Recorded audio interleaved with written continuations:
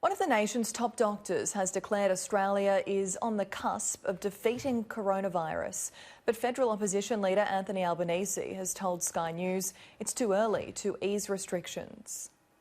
New hope we're stamping out COVID-19 just 3 months into Australia's fight against the disease.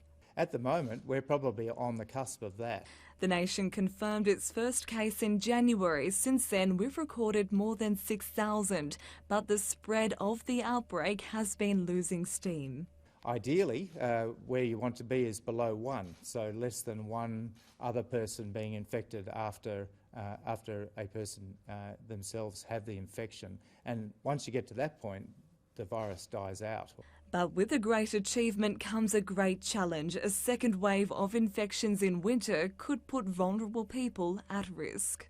It would mean that the most of us would not have been exposed yet, and so we would remain susceptible to the virus if it was to be reintroduced to that area. Health authorities are regularly reviewing strict social distancing measures as the virus curve flattens, but the Deputy Chief Medical Officer warns now is not the time to be changing the rules. We're only I calculated it this week, 14 weeks into this virus, so only the first cases in Australia were in mid to late January. We need to be, apply the precautionary principle, if you like, whereby we are cautious about lifting of the restrictions which are there. For now, the medical advice remains unchanged. Australians told to stay safe by staying home. If you need to go out, keep your distance and minimise that going out to work, to exercise. No one wants